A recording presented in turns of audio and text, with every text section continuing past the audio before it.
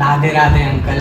Radhe Radhe. Uncle, हमारे सनातन धर्म में भगवान शिव को प्रथम देव कहा जाता है, तो क्या ये सत्य है? तो शिव का सत्य क्या है? हमारे महादेव का सत्य क्या है?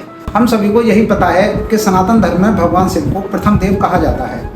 क्यों कहा जाता है इस बारे में किसी को नहीं पता। बहुत कम लोग ही यह बात जानते हैं कि शास्त्रों में भगवान शिव को प्रथम देव क्यों कहा जाता है। सृष्टि में सबसे पहले जब जीवन की उत्पत्ति हुई तो 3 गुण ही प्रकट हुए, सत रज तम। सत रज तम पहले उत्पन्न हुए, उसके बाद जीवन की उत्पत्ति हुई। और जो हमारे भगवान शिव शंकर हैं वह तमोगुण प्रधान हैं। तमस से ही पूरी सृष्टि की उत्पत्ति होती है। हर व्यक्ति ये जानता है। अगर आप साइंस की भाषा में भी ये देखेंगे तो पाएंगे कि हर व्यक्ति का जीवन, हर पशु का जीवन, हर जीव का जीवन तमस के गुणों से ही मिलकर बना हुआ होता है। जो तमस के द्वारा ही जीवन संभव है और इसके अलावा किसी के द्वारा जीवन संभव नहीं है। शास्त्रों में यही बताया गया है कि भगवान शिव शंकर हमारे तमोगुण प्रधान हैं और भगवान विष्णु जी हमारे सतोगुण प्रधान हैं और ब्रह्मा जी हमारे रजोगुण प्रधान हैं। शास्त्रों में जो भी भगवान शिव शंकर के बारे में बताया गया है वो सिक्के का एक पहलू है, सिक्के का दूसरा पहलू नहीं बताया गया है। सिक्के का दूसरा पहलू अगर आप जानेंगे तो अचंभित रह जाएंगे कि भगवान शिव शंकर हमसे डायरेक्ट जुड़े हुए हैं। क्या भगवान शिव शंकर हमसे डायरेक्ट जुड़े हुए हैं? ऐसे समझिए, भगवान शिव का मतलब क्या? शिव का अर्थ है सब प्लस शक्ति। अगर इन दोनों को जोड़ेंगे तो शिव बनेगा। प्रत्येक व्यक्ति का शरीर है क्या? एक सब है और उसके पास एक शक्ति है, इसलिए प्रत्येक व्यक्ति शिव है, शिवांश है। प्रत्येक व्यक्ति में आप देखिए बचपन से उसमें तमस भरी हुई होती है। तमोगुणी प्रत्येक व्यक्ति होता है। अगर वह शिक्षा ना ले और सतोगुण ना अपनाए तो उसके अंदर तमस ही तमस होती है। सिर्फ भोग विलास में ही अपना जीवन वो बिताता है, ऐशो आराम में ही अपना जीवन बिता देगा और उसे सत्य का नहीं पता चल पाएगा। अब जैसे भगवान शिव का वाहन है नंदी, उसी प्रकार हर व्यक्ति यूँ मानो एक बैल पर ही सवार है। क्योंकि है क्या कि हर व्यक्ति अपने आप को श्रेष्ठ समझता है। गवार से गवार, मूर्ख से मूर्ख व्यक्ति भी अपने ज्ञान को अधिक महत्व देता है और अपने आप को ज्ञानी समझता है। उसका कारण यह है कि वह नंदी पर सवार है, बैल पर सवार है। ऐसे ही आप देखिए कि भगवान शिव को जन्म का और मृत्यु का देव कहा जाता है। तो देखिए, आप शरीर का ही जन्म होता है और शरीर की ही मृत्यु होती है, आत्मा का जन्म नहीं होता है। शास्त्रों में यही लिखा हुआ है। प्रत्येक व्यक्ति शरीर से ही जन्म लेता है और उसका शरीर ही छूटता है, आत्मा अलग हो जाती है। तो शरीर का ही जन्म हुआ, शिव का ही जन्म होता है और शिव की ही मृत्यु होती है। शास्त्रों में यही लिखा हुआ है कि मरघट में शिव का वास है और शिव को भस्म भी चढ़ाई जाती है।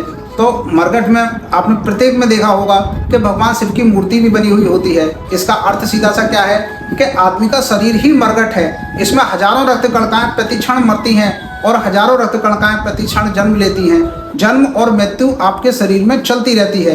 अनेक सेल्स आपके शरीर में बनती हैं और अनेक सेल्स आपके शरीर में मरती हैं। शरीर ही आपका एक मरघट है। अच्छा, तो अंकल, भगवान शिव के गले में जो सर्प है उसका क्या अर्थ है? भगवान शंकर जी के गले में जो सर्प है उसका सीधा सा अर्थ ये है कि प्रत्येक व्यक्ति अहंकारी है। प्रत्येक व्यक्ति इतना अहंकारी है कि अगर उसके आप थोड़े से भी अहंकार को ठेस पहुंचा दो तो सर्प की भांति वो एकदम आपको काटने के लिए, मारने के लिए उतावला हो जाएगा और आपकी हिंसा करेगा और आपसे बदला लेगा। हर प्रत्येक व्यक्ति अहंकार से भरा हुआ है। सर्प का सिर्फ इतना मतलब है। और अंकल, भगवान शिव के जो मस्तक पे चंद्रमा है उसका क्या अर्थ है? चंद्रमा का सीधा सा अर्थ है कि प्रत्येक व्यक्ति के पास जो ज्ञान होता है वो उधार का होता है, अपना नहीं होता। मस्तक पर चंद्रमा का मतलब है कि आप दूसरे के ज्ञान को ढो रहे हो। प्रत्येक व्यक्ति अपना ज्ञान नहीं होता। अपने ज्ञान को जिस दिन आप ले लेते हो तो आपके चंद्रमा में प्रकाश आ जाता है और आपको एक अनुभव प्राप्त होता है, रोशनी हो जाती है, आपका दिया जल जाता है। जब तक आपका दिया नहीं जल रहा तब तक आप उधार ज्ञान को ढो रहे हो। वेदों के ज्ञान को, पुराणों के ज्ञान को, शास्त्रों के ज्ञान को प्रत्येक व्यक्ति ढो रहा है। प्रत्येक व्यक्ति के पास चंद्रमा तो है लेकिन उसका प्रकाश नहीं है। और अंकल, महादेव की जटाओं में जो गंगा है उनका क्या अर्थ है? भगवान शंकर जी की जटाओं में जो गंगा जी हैं, आप देखिए कि शंकर जी का विवाह गंगा जी से नहीं हुआ। इसका सीधा सा अर्थ ये है कि प्रत्येक व्यक्ति के मस्तक में एक स्त्री का ख्याल रहता है जिससे उसका विवाह नहीं हुआ होता, लेकिन जिससे विवाह हो जाता है वो उसके ख्यालों से निकल जाती है और प्रत्येक व्यक्ति के सर में स्त्री का वास होता है। और अंकल, जो महादेव हमारे भांग और धतूरे का सेवन करते हैं तो उस चीज़ का क्या अर्थ है? इसका सीधा सा तात्पर्य यह है कि आप देखिए भांग, धतूरा, शराब कौन पी रहा है, कौन खा रहा है? तमस ही खा रही है। आदमी के शरीर में जो तमस प्रवृत्ति होती है वह भांग, धतूरा, शराब, चरस, गांजा सब चीज हजम कर रही है। इसका सीधा सा तात्पर्य यह है। अंकल, हमारे जो महाकाल हैं, हमारे जो महादेव हैं, वो त्रिनेत्रधारी हैं, उनकी 3 आंखें हैं, तो इसका क्या अर्थ है? भगवान शिव की तरह ही प्रत्येक व्यक्ति के 3 नेत्र हैं। प्रत्येक व्यक्ति त्रिनेत्रधारी है क्योंकि उसे इस बात का बोध नहीं होता और वह जान नहीं पाता। तीसरा नेत्र ज्ञान चक्षु बोलते हैं और वह अंदर की तरफ खुलता है और उसके द्वारा ही आदमी अंदर के जगत को देख सकता है, अपनी अंदर की यात्रा कर सकता है।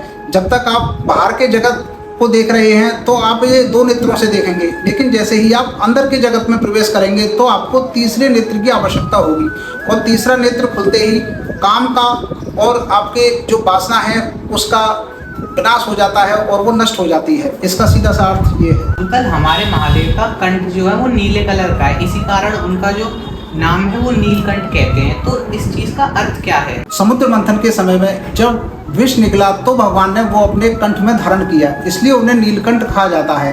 प्रत्येक व्यक्ति को भी आप देखिए कि इस सारे संसार का विष कौन अपने गले में धारण कर रहा है। इस सारे संसार में जितनी बुराइयां हैं, कुरीतियां हैं, उनको कौन सहन कर रहा है?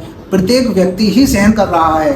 इसका सीधा सा अर्थ यह है कि प्रत्येक व्यक्ति नीलकंठ भी है। और उसी प्रकार अंकल, हमारे जो महाकाल हैं वो ज्यादातर ध्यान में रहते हैं, तो इस चीज का क्या अर्थ है? भगवान शिव शंकर जो ध्यान में रहते हैं और एकांत में रहते हैं, उसका सीधा सा संबंध ये है कि वो प्रत्येक व्यक्ति को शिक्षा देना चाहते हैं कि प्रत्येक व्यक्ति शांत रहे और अपने ध्यान करे, क्योंकि ध्यान के द्वारा ही आप परमात्मा को और आत्मा को पा सकते हो और आत्म साक्षात्कार कर सकते हो। जब तक आप ध्यान नहीं करेंगे और भगवान का चिंतन नहीं करेंगे तब तक आप उन्हें पा ही नहीं सकते। भगवान शंकर का सीधा सा संदेश है कि इस संसार से और इस समाज से अपने दूर हो और एकांत जगह में जाकर ध्यान करें, जिसके द्वारा आप परमात्मा को पा सकें। अंकल, हमारे जो महाकाल है वो ज्यादातर तस्वीरों में उन्हें बैठे हुए ही दिखाया जाता है, कभी उन्हें निद्रा की मुद्रा में क्यों नहीं दिखाया जाता? इसका क्या अर्थ है? भगवान शिव शंकर तमोगुणी प्रधान है, इसलिए वो बैठे ही रहते हैं, कभी सो नहीं सकते। जो भी व्यक्ति में तमस ज़्यादा होगी, आप देखिए जो भी तामसिक प्रवृत्ति के व्यक्ति होते हैं उनकी नींद उड़ जाती है, वह रात्रि में सो नहीं पाते, आराम नहीं कर पाते, क्योंकि सोने के लिए आपको सतोगुण चाहिए और रजोगुण चाहिए।